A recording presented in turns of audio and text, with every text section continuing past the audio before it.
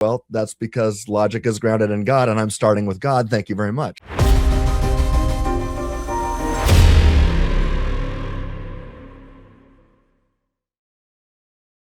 Well, anybody who believes in libertarian free will, that's man-centered. And I think, well, if you ask the people who believe in libertarian free will, they would say, oh, no, it's God-centered, because we believe that God is perfect in love. And if God is perfect in love, then God, being perfect in love, would allow people to have libertarian free will. He doesn't have to allow people to have libertarian free will. He could choose to force people to serve him. He could do that. He has that power. He has the power to do a puppet show. Yeah, he could do that. But if he is perfect in love, he would not do that. So, and that doesn't make the theology man-centered. It actually makes the theology God-centered, because it is based in God's goodness and his love that we believe that. We don't believe in libertarian free will because we just want people to have free choice. Like that right. We just. It seems like to me that they think God-centered is God's power is paramount. Right. Yeah. Whereas God-centered could be God's love is paramount. Because look at the emphasis of the cross. This is the major climactic event in all of human history that reveals the most about our God to the world. And what's it emphasizing? God's control over all the enemies, or God's love for and self-sacrificial benevolence for all of his enemies. And I think it's the latter, obviously the case. And so to be God-centered is to be centered on what God wants to center his message to the world about. What is that? His self-sacrificial love and provision for them. That's what it means to be God-centered. And we all start with the same place. But they say, you start with a man and build up. We all start at the same place. We start with the scripture. We start with God's revelation. And now we're talking about the interpretation of that revelation. So this just trope argument that it makes my eye, I hopefully hide it in debates pretty well, but I literally have to hold my eyes in my head almost, because they want to roll out onto the floor, because it's just such a trope. It's a catch-all. It's like, if I don't know how to answer this question, if I've got to gather my thoughts, and maybe I need to learn a few of these kind of gather my thoughts kind of tropes to throw out there in order to answer a question that has nothing to do with the question being asked. Of saying things like, well, you start with man, but we start with God, and we're God-centered, and it's just it's like rubbing the cat the wrong way, the hair the wrong way. Yeah, right. And some of the Calvinists know that, and they do it on purpose. Since you guys brought this up, I just went and found an argument. You've seen it before, Leighton, because you actually proofread my forthcoming book and endorsed it. Thank you very much. My pleasure. But let's start with God here, and also start with the idea of irresistible grace. So, just let me share this. Premise 1, if irresistible grace is true, then for any person X, if God wills to save X, then X will infallibly be saved and not suffer eternal separation from God. 2, if irresistible grace is true, and if God is maximally great, so we're starting with God here. He's omnibenevolent, omnipotent, and omniscient. We got to keep all the omnis together. Then for any person X, God desires X's eternal flourishing, has the power to bring it about, and knows how to do so. Premise 3, there is at least one person who will not go to heaven and will suffer eternally in hell.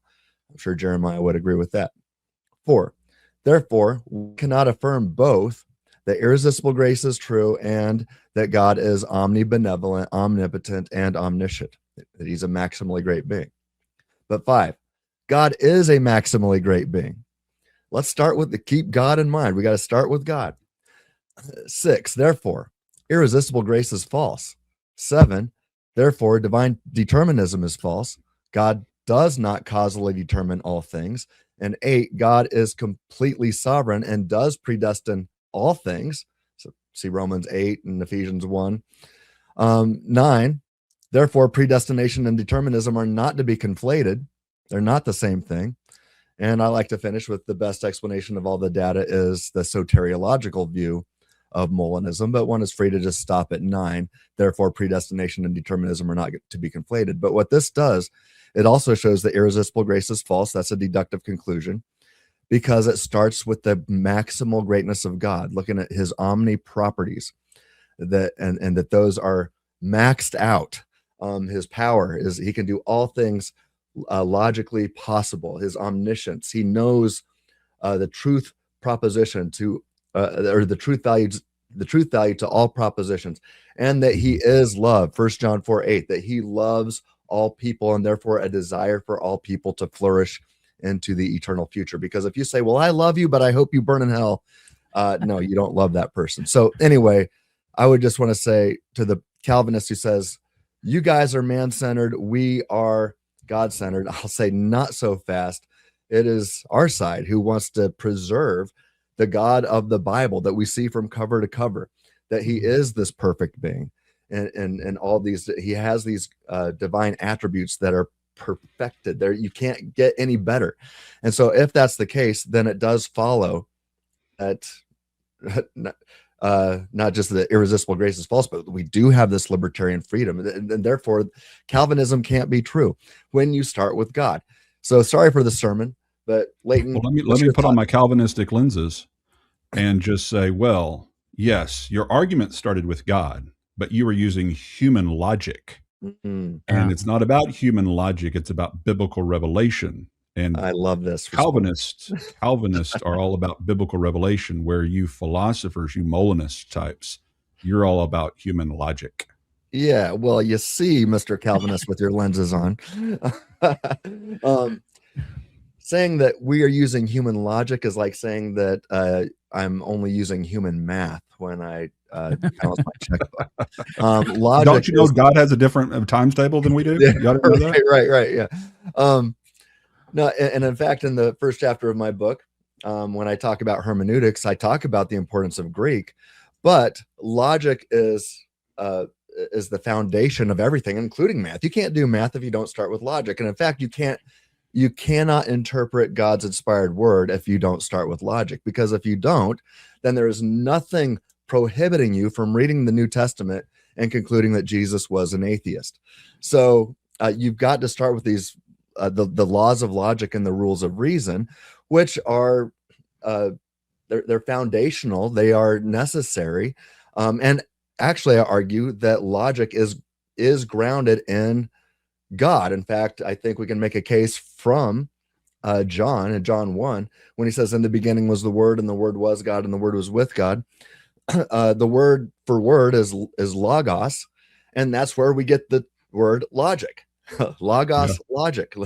And really what he's saying there is that in the beginning was the Word, talking about Jesus. He is the principle of reason. You can't make sense of reality without him. But here we can make a case that logic is grounded in the nature of God. So when somebody accuses me of starting with logic, again, I say, well, that's because logic is grounded in God, and I'm starting with God. Thank you very much. Well, and the thing is in my experience with Calvinists, is once you accept their paradox or their antinomy or their whatever they want to call it, these mutually exclusive claims that they claim are somehow mysteriously not mutually exclusive. Yeah.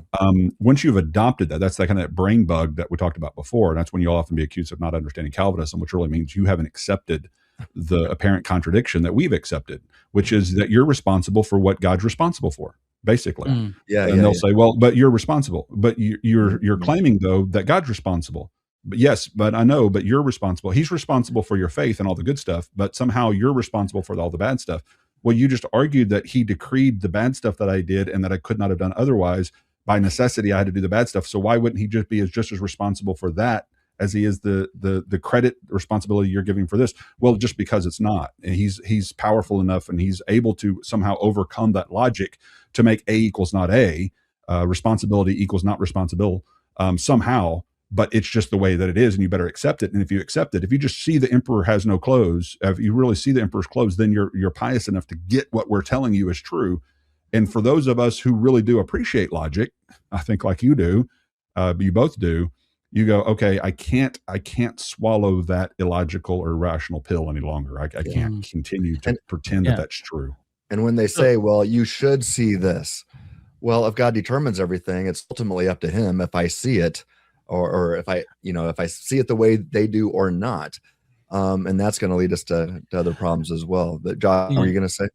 Well, I was going to say, well, first of all, I was going to say, if Leighton has to put Calvinist glasses on, do I have to take my glasses off to be a Calvinist? Is that how it goes?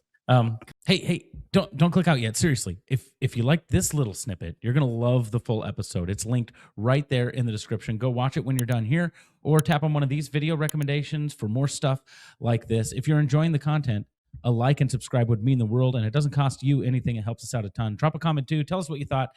Thanks for hanging out. We'll catch you in the full vid.